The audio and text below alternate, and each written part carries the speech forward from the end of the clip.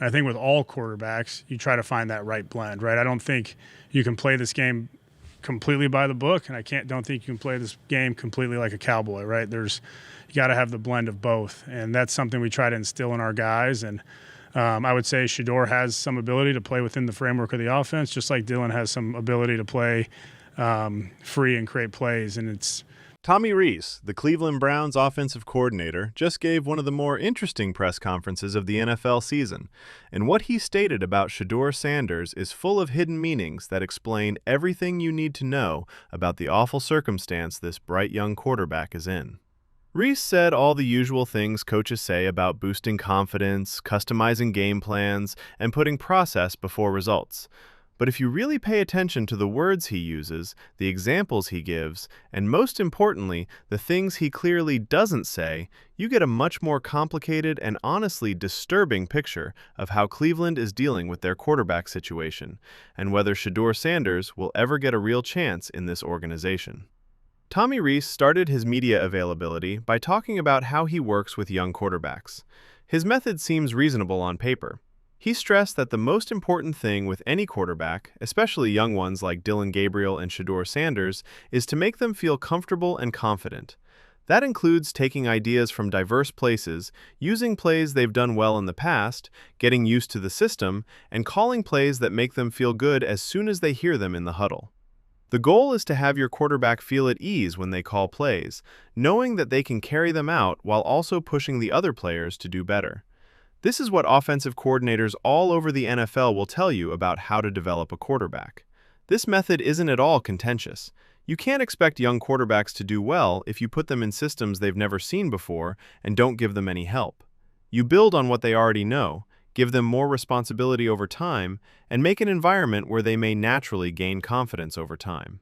So far, so good. Tommy Rees is saying all the right things about helping young quarterbacks grow and making sure they have the best possible conditions to do so. But now is where things really start to get intriguing and informative. When asked explicitly what realistic expectations he had for how a full week of first-team practice repetitions could help Shedeur's performance from last Sunday to this Sunday, Rees was very careful and evasive in his answer. He made it very clear that they don't try to put expectations on players, especially young ones, and that the focus is on the process, not the results. He said that Shedeur had a full week to get ready, plan the game, and be on the minds of the coaching staff. He hoped that all of these things would help and come true on Sunday. Now, on one level, that's good coaching.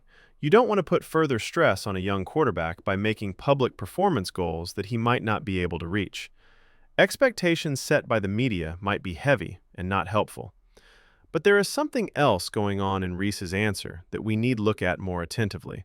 He's already making excuses and giving reasons for why Shedeur might not play well. He's also setting up the story so that he can go back to Dillon Gabriel, no matter how Shedeur plays.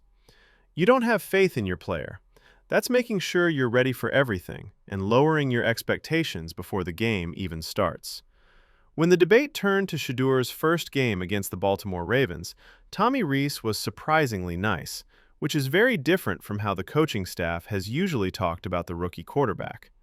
Rees said that being a backup quarterback is a very hard job, but he applauded Shedeur for how he fought, stayed strong, stayed in the moment, and maintained Cleveland in a position to win the game, right up to the last plays. He pointed to the second-to-last play where Shedeur threw the ball downfield, saying that the young quarterback certainly has the skills to throw the ball long and really likes to take those vertical shots down the field. This is very important for figuring out what makes Shedeur Sanders a unique quarterback prospect and why his skills are so distinct from Dillon Gabriel's. Shedeur doesn't want to just run the game, check the ball down to running backs and tight ends, and stay out of trouble. He possesses an outstanding arm, real confidence in his skills, and a competitive mindset that lets him attack defenses vertically and make big plays that change the course of games. That's exactly what offenses that are having trouble and aren't moving need. Someone who can change the whole game with one throw and make defenses pay attention to every part of the field instead of just sitting on the roots. Tommy Rees openly talked about this part of Shedeur's game, adding that they will change the game plan to fit what he is good at and what he is comfortable with. He said that he was hoping for big plays to get drives going and put the offense in a good spot to win at the end. The offensive coordinator talked about the massive throw to David Njoku that brought them into position during the 2-minute drill. He was sure that when Shadur throws the ball deep, their receivers will make plays. He also mentioned that as the last deep ball to Elijah Moore was in the air, he really thought it would be caught because of how the route was going and how Moore was following the ball. Let's stop here for a moment and recognize something significant. Tommy Ree clearly knows and appreciates Shedur's skill at making big plays and attacking defenders from above. He sees the armed talent, knows how valuable it is, and wants to add that aspect to the offensive game plan. That's all good news and shows that the coaching staff has a good idea of what makes Shadur a good quarterback. But here's the question that will drive you crazy. If Tommy Ree really believes all of this, if he really sees that Shadur is a better playmaker and knows how it may make the Cleveland offense better, then why isn't the young quarterback given regular chances to improve and show off his skill set? When you look at how Rees talks about the problems Shadur had during his first game, the solution becomes obvious and more frustrating. He said that Baltimore's defense changed a lot when Shadur came into the game. The Ravens put a lot more pressure on him and used a lot of blitzes to make it hard for a young quarterback making his first professional start. Rees said that there are many changes they may make to their plans to deal with that strain. Altering the launch locations, using maximum protection, and getting into the right checks at the line of scrimmage. From a tactical point of view, all of that makes sense. But then Rees added something really important that shows the fundamental problems. He said that some of the protection problems weren't Shedur's fault at all. The offensive line wasn't doing their jobs right, players weren't getting the necessary checks, and the whole unit's technical execution was falling apart. In other words, it wasn't only the young quarterback who had trouble handling the pressure of the NFL. The whole offensive line surrounding him was falling apart, leaving him open to rushers who weren't blocked and putting him in untenable positions. But somehow, the quarterback who is being thrown into that chaos with almost no preparation or first-team reps is the one being tested and possibly judged as not ready for the moment. That evaluation process is really unfair and wrong. Shedeur Sanders doesn't get much practice time with the first-team offense. He doesn't have much chemistry or timing with his receivers. He has to play against one of the best defenses in the NFL, and he sees his offensive line fail to do basic protection tasks. Then people start to wonder if he's ready to be a starting quarterback. Dillon Gabriel, on the other hand, has been getting all the first-team reps, all the game planning attention, and all the developmental resources. His offense is currently the worst in the NFL at getting first downs, but the coaches are still behind Gabriel and are treating Shadur like he has to prove himself in impossible situations. One reporter posed a very smart question about whether Shedur's habit of drifting back when things get tough will get better with more practice and more familiarity. Young quarterbacks often have this problem because they don't trust their protection or feel safe sticking in the pocket when things go crazy around them. It's a technical problem that usually gets better with practice, experience, and building trust in your offensive line. Tommy Ree said this directly, saying that Shedur's footwork grew a lot better as he got more comfortable during the Baltimore game. He also did a much better job of remaining in the pocket and making accurate throws under pressure. The offensive coordinator pointed out the 2-minute drill in particular, where Shadur stood tall in the pocket, saw what he wanted, and threw the ideal pass to open the drive. That's exactly what you want to see from a quarterback who is still learning: the ability to relax, trust the system and his teammates, and perform well under a lot of stress. But Ree also made it very clear that the coaches need to assist Shadur build that trust by doing their jobs and putting him in a position to succeed instead of leaving him open to unblocked defenders all the time. This is when Cleveland's organizational problems become very clear and can't be ignored.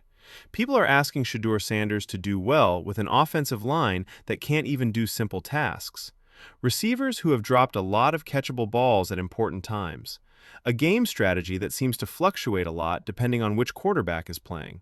And a coaching staff that often seems unsure about how to help him grow. That's not a good way for any quarterback to start out, let alone a rookie, man making his NFL debut in a very difficult road environment against one of the league's most skilled and smart defenses. When a reporter questioned Tommy Ree directly if he would still want to see more of Dillon Gabriel in an ideal world, that was probably the most revealing moment of the whole press conference. This was basically asking the offensive coordinator to say in public who he thought was the best quarterback. Rees's answer was full of hints about how the organization works and where the coaching staff's true loyalties lie, even when they might say nice things about Shedeur's performance. Rees talked about wanting to keep working on becoming better, and said that Dillon Gabriel has things he wants to get better at and things the coaching staff wants to keep working on. He said that Gabriel was 7 for 10 when he left the game and that Dillon was playing the correct way and gave the offense a chance to win. Then, Rees made it very obvious that they are going to stick with that developmental process and work on getting all of these people better every day. Translate. Even though Shedeur showed a lot in his limited time on the field, even though he clearly had more talent and was a good playmaker, the coaching staff's major goal is still to keep developing Dillon Gabriel as their starting quarterback. Read between those carefully chosen lines. Tommy Ree basically acknowledged that no matter how well Shedeur plays, no matter how big the difference in talent, and no matter which quarterback provides them the best opportunity to win games right now, the organization is still committed to Dillon Gabriel. That's not about making choices based on who plays better or who provides the team the best opportunity to win. That's because of politics in the organization, the sunk cost fallacy, the egos of the coaching staff, and the fact that they don't want to admit they might have been mistaken about their first assessment and growth plan. The whole press conference showed that the coaching staff is stuck between two conflicting realities. What they can see with their own eyes, like Shedeur Sanders making great throws and keeping them in games, and what their organization is committed to, which is continuing to develop Dillon Gabriel as their top long-term option, no matter how well he plays. Tommy Ree is clearly impressed by some parts of Shedeur's game, especially his elite arm talent and his willingness to attack defenses vertically. However, he is also very careful about what he says about Shedeur's future playing time, always going back to vague talks about process and development instead of honestly admitting that these two quarterbacks are not as talented as each other. One conversation that stood out was about the deep shot to David Njoku that almost won the game versus Baltimore. Rees said that they had already done the same thing earlier in the game while Dillon Gabriel was still playing. When Gabriel saw the play call, he threw the ball to the running back for a small gain. Shadur didn't check it down to the safe option when he got the same play call later in the game. He went after the defense vertically, trusted his arm strength, and had faith in his receiver. He almost scored the game-winning touchdown. That would have been the story for the whole week. That one example shows the main conceptual difference between these two quarterbacks and why it is so important for Cleveland's offense to have a clear identity and be successful. Dillon Gabriel is playing football that is safe and doesn't take risks. He's taking the checkdowns, not turning the ball over, and not putting the team in a position to lose. But he's also not making the big plays and big gains that are needed to win games. Shedeur Sanders is taking smart risks, confidently attacking defenses, and making chances for game-changing plays, even if it means missing passes or making mistakes sometimes. For a Browns offense that has been terrible all season and is worst in the league in several offensive statistics, what philosophical approach gives them a good chance to score points and win games?